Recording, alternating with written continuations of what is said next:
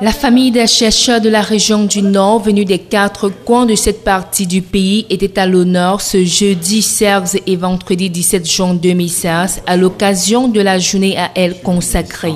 Cette autre édition de la journée de la recherche scientifique et de l'innovation était l'occasion pour ces chercheurs indépendants et les démembrements de l'IRAC, de l'IRGM et de la MIPROMALO, MOMALO de débattre chacun dans son domaine de compétences afin d'aboutir tous ensemble au résultat qui assure le développement inclusif et durable et contribue de manière efficiente et efficace à la création des recherches et de l'emploi. Tel que formulé dans le thème choisi pour cette 4e édition, le numéro 1 de la région du Nord, dans son allocution, a félicité les chercheurs du Nord dont les résultats des travaux sont encourageants et apparaissent comme un outil qui permettra de mieux maîtriser les changements auxquels l'homme est exposé. Il leur a également instruit d'intensifier les recherches afin de trouver les espèces végétales pouvant mieux s'adapter au changement climatique. Il a aussi lancé un vivant appel aux acteurs économiques. Pour le gouverneur, cette journée était plus que satisfaisante.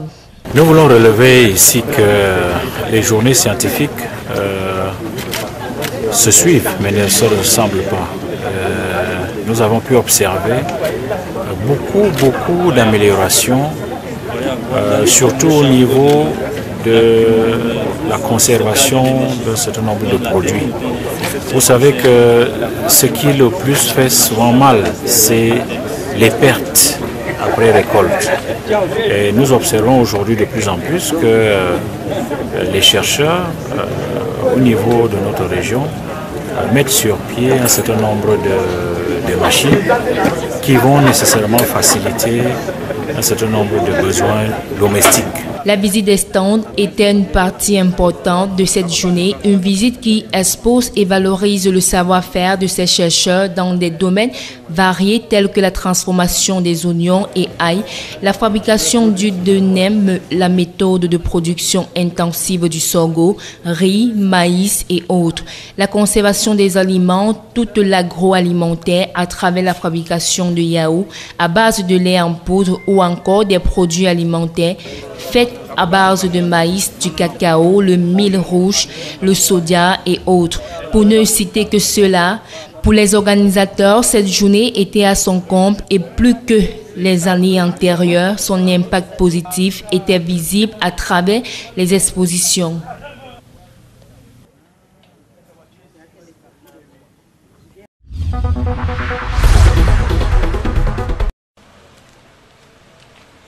Les étudiants de la 30e promotion de l'école de faune de Garoua ont reçu officiellement leur parchemin, marquant ainsi la fin de leur formation. Des 29 candidats présentés à l'examen de sortie, 28 ont été déclarés admis, dont 13 au cycle C et 15 au cycle B, soit un taux de réussite de 99%. En recevant leur attestation, les lauréats ont tous promis de mettre en pratique les connaissances acquises. Aujourd'hui, nous venons de recevoir le diplôme de fin de formation des spécialistes de la faune. Nous en sommes tellement fiers parce que nous l'avons mérité. Ça fait 2 ans que nous sommes là. Nous sommes séparés de nos familles. Mais si aujourd'hui nous sommes récompensés par la République du Cameroun à travers l'école de faune de Garoua, c'est toute une fierté pour nos pays en particulier et pour le monde en général.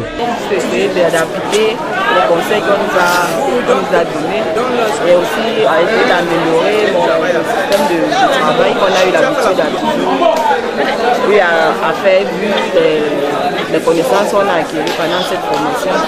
Prenant la parole, le gouverneur Jean Abaté Edi a fait savoir à ses ingénieurs qu'à la suite de cette remise des diplômes commence une autre phase de leur vie et de leur travail. Le secrétaire général au ministère des Forêts et de la Faune, qui représentait le ministre, satisfait de cette promotion, avait aussi un message pour ces lauréats, sans toutefois se priver de leur louer les mérites de l'école de faune de Garoua.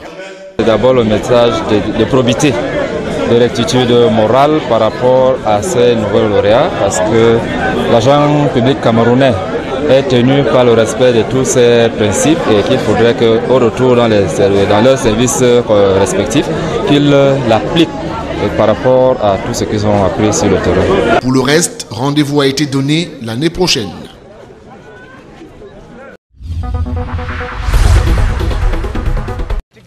La ville de Toro, située à 40 km de Mokolo et à quelques encablures du Nigeria, a essuyé à maintes reprises les affres de la secte terroriste Boko Haram.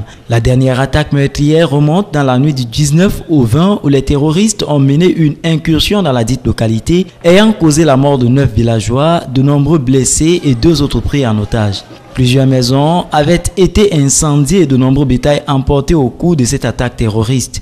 Pour témoigner sa solidarité aux populations victimes, le chef de l'État a dépêché le gouverneur de la région de l'extrême nord auprès des populations meurtries.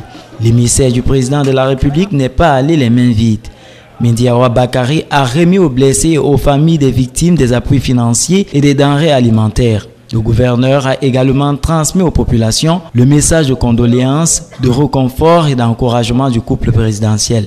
On a été dépêché pour aller réconforter, présenter les condoléances, des mots de réconfort à ceux qui sont blessés, et aussi un appui financier et matériel pour l'ensemble de la population. Pour également porter du message de réconfort du chef de l'État à l'endroit des réfugiés, mais également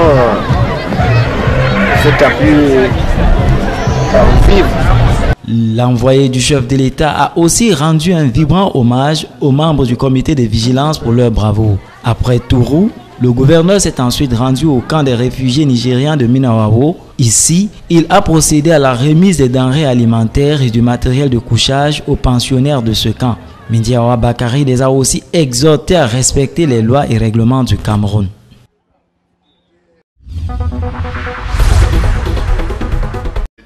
La tenue de la 14e session du comité des ministres de la CEMAC en charge des négociations des accords de partenariat économique est la clôture de 4 jours d'intenses discussions qui ont débouché sur un ensemble de propositions et de recommandations. La commission de la CEMAC a reçu une lettre de l'Union européenne où l'Union européenne est prête, c'est une lettre je crois, qui date du mois d'avril, où l'Union européenne est prête à engager des négociations avec la partie Afrique centrale. Et nous sommes partis des discussions, je veux dire des clauses de cette lettre pour dire que nous sommes nous aussi prêts, mais il faut qu'on aille avec une proposition concrète. Il ne faut pas aller seulement pour dire on va négocier. Donc nous avons essayé de voir entre ce que le Cameroun a déjà fait, ce que les autres attendent, et nous avons été satisfaits de voir que les ministres ont accepté de mettre un peu de l'eau dans leur vin pour qu'il y ait une position un peu médiane, qui pourrait être maintenant le point de départ de ce encore ces discussions, les négociations.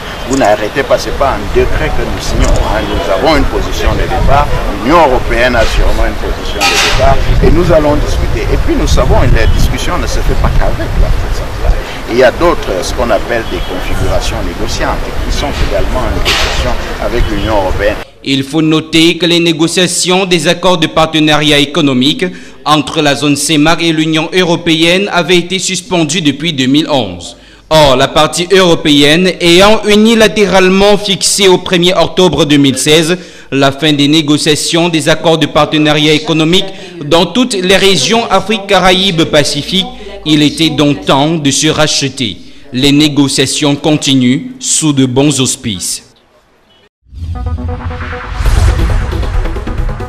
Près de 3 heures d'horloge, c'est le temps qu'aura duré la cérémonie d'installation, non seulement du nouveau chef de la délégation permanente et régionale du comité central du RDPC pour le littoral, Laurent Issot, mais aussi des chefs des délégations départementales du Nkam, du Mungo, de la Sanaga maritime et du Vouri. On peut donc citer comme chef de délégation départementale du comité central du Parti des Flammes les autorités ci-après. Département du Nkam, Titi Pierre, département de la Sanaga maritime, Bouy Joseph, département du Mungo, Belam Bella et département du Vouri, Camille Ekindi, avec entre autres membres permanents aussi installés, Joya Mefire, Erwin Com, Fristo Nentone et Baero Fadil, promoteur de Camios 24. À la suite de tout ceci, rien d'étonnant à quelques sentiments de satisfaction. Vous voyez, la base avait des difficultés où tous les présidents et tout se retrouvaient dans des régions et surtout à Yaoundé. Je suis maire de Melon. La base on la connaît, on la travaille au quotidien et je remercie parce que cette distinction va faire que les militants soient entretenus et soient dynamisés que par le passé. Jean Kouété, secrétaire général du comité central du RDPC, a rappelé que ce nouveau dispositif vise à moderniser le parti et à inviter tous les camarades à œuvrer dans une entente parfaite. Il est à rappeler que cette installation des délégués permanents est une innovation majeure dans le parti au pouvoir et avait été initiée lors du dernier congrès qui avait eu lieu en 2011.